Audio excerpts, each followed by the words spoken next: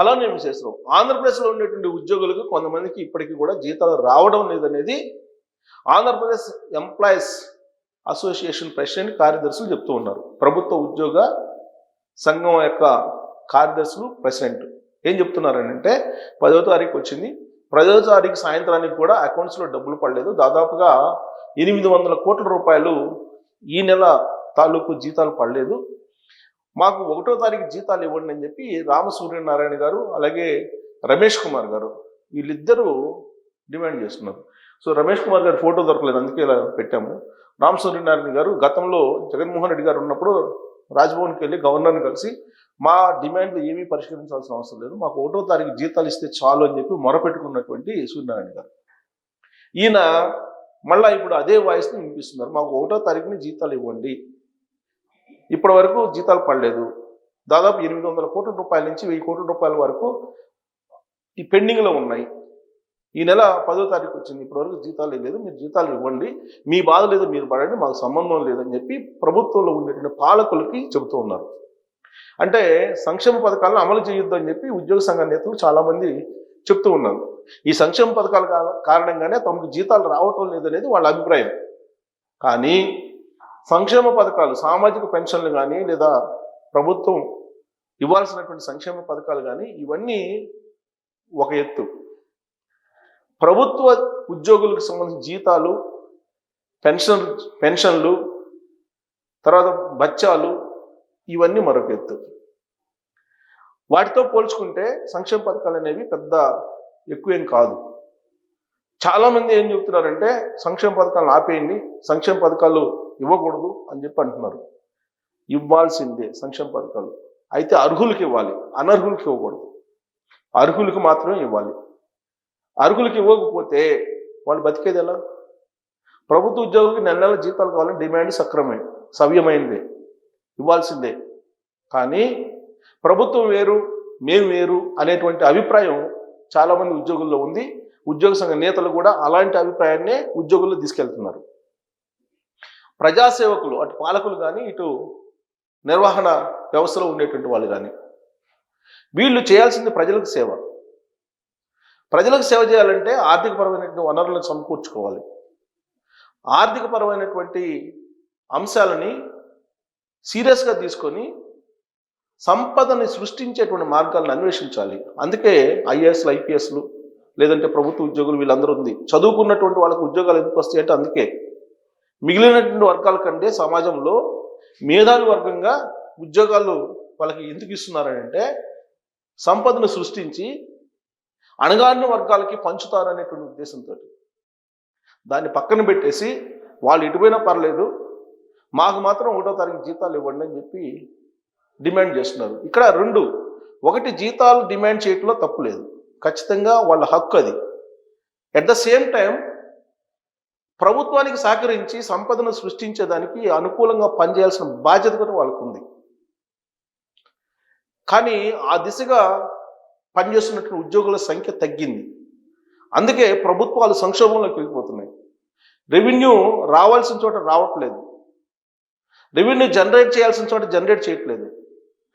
ప్రభుత్వ ఖజానాకి రావాల్సినటువంటి రెవెన్యూ అవినీతి రూపంలో కొంతమంది ఉద్యోగుల జేబుల్లోకి వెళ్ళిపోతుంది, పాలకుల జేబుల్లోకి వెళ్ళిపోతుంది. ఫలితంగా ప్రభుత్వ ఖజానా నిండాల్సినంతగా నిండట్లేదు. అందుకే ఆర్థిక మంత్రి పయ్యావుల కేశవ్ గారు ఏం చెప్తున్నారు, ₹99 ప్రభుత్వ జీతభత్యాలు వడ్డీలకి పోతుంది అని చెప్తున్నారు ఆయన. అంటే ఏమీ మిగలట్లేదు. ప్రజల నుంచి వసూలు చేస్తున్నటువంటి పన్నులు, పన్నేతర ఆదాయం ఇవన్నీ కూడా ప్రభుత్వ ఉద్యోగులకి జీతభత్యాలకి, పెన్షన్లకి, వడ్డీలకి సరిపోవట్లేదు. వడ్డీలు చెల్లించాలంటే మళ్ళీ అప్పులు తీసుకురావాల్సి వస్తుందని చెప్పేసి ప్రభుత్వం లెక్కలు చెప్తుంది. ఈ లెక్కలు తయారు చేసింది ఎవరు? ఉద్యోగులు. వాళ్ళు తయారు చేసినట్టు లెక్కే, వాళ్ళకి తెలుసు అందరికన్నా కూడా. కానీ మీరు ఎలాగైనా ఇవ్వండి, మాకు మాత్రం జీతాలు ఇవ్వండి అని చెప్పి అంటున్నారు. ఎలా సాధ్యం అది? కుండలో కూడు అలానే ఉండాలి, పిల్లోడు దుడ్డులాగా ఉండాలి అనేది పెద్దల సామెత. అలా ఉంది ప్రభుత్వ ఉద్యోగ సంఘ నేతలు చెప్పేటువంటి మాట. అంటే మనం పారదర్శకంగా, జవాబుదారీతనంగా, నిబద్ధతగా పనిచేయకూడదు. కానీ నెల నెల జీతాలు మాత్రం కావాలి.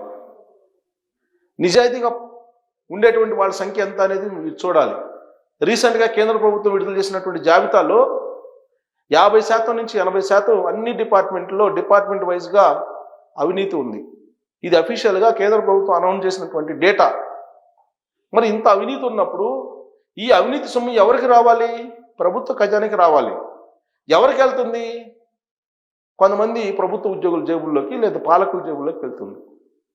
మరి జీతాలు రమ్మంటే ఎలా వస్తాయి? నెల ప్రజల మీద భారం మోపండి అని అంటారు. ప్రజలు ఎంత భారం మోపుతారు?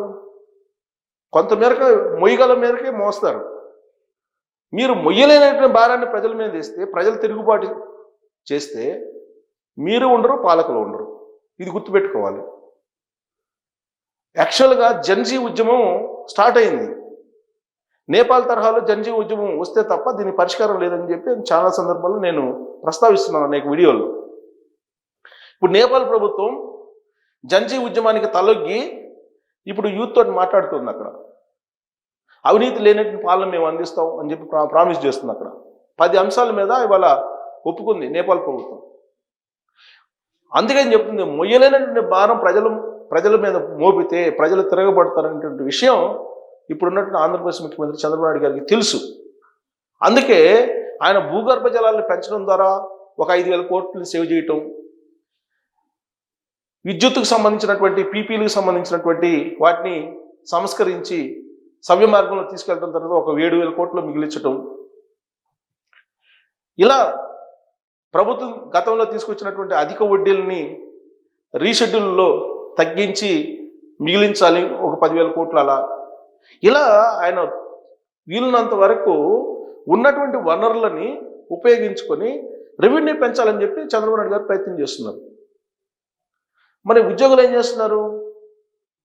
రెవెన్యూ సమస్యలను పరిష్కరిస్తున్నారా? ప్రభుత్వం తీసుకున్నటువంటి నిర్ణయాన్ని ఇవాళ వరకు కూడా 15 నెలలు అవుతుంది. ఎప్పుడో సిసోడియా కమిటీ నివేదిక ఇచ్చింది. ఆ సిసోడియా కమిటీ ఇచ్చిన నివేదికని ఆయన ఇచ్చినటువంటి సిఫారసుల మేరకు గ్రామాలకు వెళ్ళి మీరు రెవెన్యూ సమస్యలను పరిష్కరించలేకపోతున్నారే, మరి రెవెన్యూ సమస్యలు అలానే ఉన్నాయి. రాష్ట్రంలో 5 లక్షల ఎకరాలు గల్లంత అయిపోయే అసైన్ ల్యాండ్స్ అని చెప్తున్నారు. మరి దీనికి బాధ్యతలు ఎవరు తీసుకోవాలి? 5 లక్షల ఎకరాలు అసైన్ ల్యాండ్స్ అంటే ప్రభుత్వ భూములు గల్లంత అయ్యాయి అని చెప్పంటే ఈ 5 లక్షల ఎకరాలకు సంబంధించి ఎవరు బాధ్యత తీసుకోవాలి? ఉద్యోగులే కదా, ఫైల్ తయారు చేసేది వాళ్లే కదా, వాళ్ళకే తెలుసు కదా, కస్టోడియన్స్ వాళ్లే కదా. మరి దీనికి ఈ 5 లక్షల ఎకరాలు గల్లంత అయిపోయిందని చెప్పి ప్రభుత్వం అధికారికంగా చెప్తుంది కదా. మరి ఈ 5 లక్షల ఎకరాలు ఎక్కడికి పోయినాయి? మరి ఇన్ని ల్యాప్సెస్ పెట్టుకొని రెవెన్యూ రావాలి, మనకు నెల నెల జీతం రావాలి, పెన్షన్లు రావాలి, బచ్చాలు రావాలి, డిఏలు కావాలి అని చెప్పి డిమాండ్లు పెడితే, పిఆర్సీ వేయాలి అనే డిమాండ్లు పెడితే ఎట్లా నెరవేరుస్తారు? ఒకవేళ నెరవేరుస్తారు అనుకుందాం, మీ ఒత్తిడి తట్టుకోలేక, ఆ భారం ఎవరి మీద పడాలి? ప్రజల మీద వేయాలి. ప్రజలు ఇప్పటికే మీ మీద ఆగ్రహంగా ఉన్నారు. ఇది మీరు కావాలంటే సర్వే చేయించుకోండి. మీరు ఎంత ఆగ్రహంగా ఉన్నారంటే కేవలం రాజ్యాంగం మీకు కల్పించినటువంటి, రాజ్యాంగంలో ఉన్నటువంటి 311 నిబంధన ప్రకారం మీకు కల్పించినటువంటి భద్రత, రక్షణ కారణంగానే వాళ్ళు ఆగుతున్నారు. లేకపోతే నేపాల్లో లాగా వెంటబడి మిమ్మల్ని డెఫినెట్గా తరిమి నిలదీస్తారు. అంత ఆగ్రహంగా ఉన్నారు. మీరు కావాలంటే సర్వే చేయించుకోండి. ఇదంతా ఎందుకు చెప్తున్నానంటే, ఒక సీనియర్ జర్నలిస్ట్గా నాకు తెలుసు. 28 సంవత్సరాలు నేను పనిచేశా సెక్రటరియట్లో. ప్రతిరోజు 15 సంవత్సరాల పాటు నేను వెళ్ళాను. అక్కడ ఎంప్లాయీస్ ఎలా చేస్తారు, వచ్చినటువంటి వాళ్ళని ఏ విధంగా పీక్కు తింటారు, ప్రభుత్వ రెవెన్యూని రావాల్సిన దాన్ని ఏ విధంగా డైవర్ట్ చేస్తారు, ఇవన్నీ నేను అనేక ఆర్టికల్స్ రాశాను. ఆ ఆర్టికల్స్ రాసినందుకు నాకు 2-3 సందర్భాల్లో నా ప్రాణానికే ముప్పు ఏర్పడింది. అయినా లెక్క పెట్టలేదు. మీరు పారదర్శకంగా ఉండి మీరు సంపదను సృష్టించాల్సింది పోయి సంక్షేమ పథకాలని మీరు ఇస్తున్నారు. అందుకే ప్రభుత్వాలు కూలిపోతున్నాయి, ప్రభుత్వాలు నష్టపోతున్నాయి, సంక్షోభంలోకి వెళ్ళిపోతున్నాయి, ఆ కారణంగా మాకు జీతాలు ఇవ్వట్లేదు అనేటువంటి వాదన ఏదైతే ఉందో ఆడలేక మధ్యలో దరువు అంటారు ఆ సామెత. మీరు గనక కరెక్ట్గా పనిచేసి ప్రభుత్వ ఖజానాకి నింపేటువంటి కార్యక్రమాలు చేస్తే ప్రజల మీద భారం మోపకుండానే చేయొచ్చు. మీ కరప్షన్ గానే తగ్గిస్తే ఆ కరప్షన్ మొత్తం ప్రభుత్వ ఖజానాలో పడుతుంది. అప్పుడు మీకు 1వ తారీఖు జీతాలతో పాటు, పెన్షన్లతో పాటు, ఇంక్రిమెంట్లతో పాటు, డిఎల్తో పాటు పిఆర్సీ కూడా వేస్తారు. కానీ ఆ విధంగా ఆలోచించకుండా పాలకులు వేరు, మేము వేరు, ప్రజలు వేరు, మేము అతీతులు, ఇలాంటి భావన ఉంటే, మేము పడగొట్టగలం, ప్రభుత్వాన్ని దించగలం, ఇలాంటి ఆలోచనలు ఉంటే, ప్రోగ్రెసివ్ మైండ్ లేకపోతే, నెగిటివ్ కోణం నుంచి ఆలోచిస్తే రాష్ట్రం ఏది బాగుపడదు. అదే చంద్రబాబు నాయుడు గారు రివ్యూ మీటింగ్లో, హెచ్ఓడీల మీటింగ్లో కూడా చెప్పారు, నెగిటివ్ కోణం నుంచి మీరు ఆలోచించొద్దు అని చెప్పి. ఉన్న ఫైల్స్ని దాన్ని సార్ట్అవుట్ చేయమంటే లేని ఫైల్స్ని క్రియేట్ చేసి మరింత జటిలం చేస్తున్నారు మీరు సమస్యని అని చెప్పి ఆయన బాధపడుతున్నారు. ఒక సీనియర్ పొలిటీషియన్, ఆయన బ్రాండ్ వాల్యూ ఉన్నటువంటి సీఎం, ఆయన మాటను కూడా మీరు పట్టించుకోకుండా 15 నెలల నుంచి మీరు రెవెన్యూ సమస్యలని 190 మంది రెవెన్యూ సమస్యల్లో బాధపడుతున్నారు ఆంధ్రప్రదేశ్లో. ఇది పక్కా నిజం. మీరు సమస్యను పరిష్కరించామని చెప్పి అబద్ధపు రికార్డులు ఇస్తున్నారు అనేది రివ్యూ మీటింగ్లో తేలింది. అంత అబద్ధపు రికార్డులు ఇవ్వాల్సిన అవసరం ఏంటి? మీరు ఎందుకు పనిచేయలేకపోతున్నారు? మీకు కారు ఇవ్వట్లేదా? మీకు వెసులుబాటు కల్పించట్లేదా? మీకు డిఎల్ ఇవ్వట్లేదా? అన్నీ తీసుకుంటున్నారు కదా, ప్రజల సొమ్మే కదా అది. ప్రజల సమస్యలు పరిష్కరించడానికి మీరు సేవ చేయడానికి ఉన్నారు. అది మర్చిపోయి మీ హక్కుల్ని మాత్రమే గుర్తుపెట్టుకుంటూ మీ బాధ్యతల్ని మర్చిపోతున్నారు. సరిగ్గా ఈ పాయింట్ దగ్గర ప్రజలు మీ మీద వ్యతిరేకంగా ఉన్నారు అనేది సర్వేల రూపంలో తేలుతున్నటువంటి అంశం. కాబట్టి మీకు 1వ తారీఖున జీతాలు ఇవ్వాల్సిందే, దీంట్లో ఎలాంటి సందేహం లేదు. దానికి నేను కూడా సపోర్ట్ చేస్తాను. కాకపోతే మిగిలినటువంటి అంశాలు చాలా ఉన్నాయి మీరు చేయాల్సినవి. అది చేయకుండా ఎలా వస్తాయి డబ్బులు? చెట్టుకు కాయవు కదా.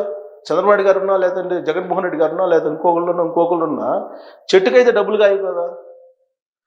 మీకు నెల నెల జీతాలు రావాలి, పెన్షన్ జీతాలు రావాలి, పెంచుకోవాలి, మళ్ళీ డబ్బులు మాత్రం రాకూడదు అని అంటే ఎలా? సో కాబట్టి దీని గురించి సీరియస్గా ఆలోచించాలి. ప్రభుత్వ ఉద్యోగులకు 1వ తారీఖున జీతాలు ఇచ్చేలాగా ఆంధ్రప్రదేశ్ ఖజానా నిండాలని చెప్పేసి కోరుకుందాం. అది నిండాలంటే ఏం చేయాలనేది మీరు కూడా రోల్ చేయొచ్చు. Thank you.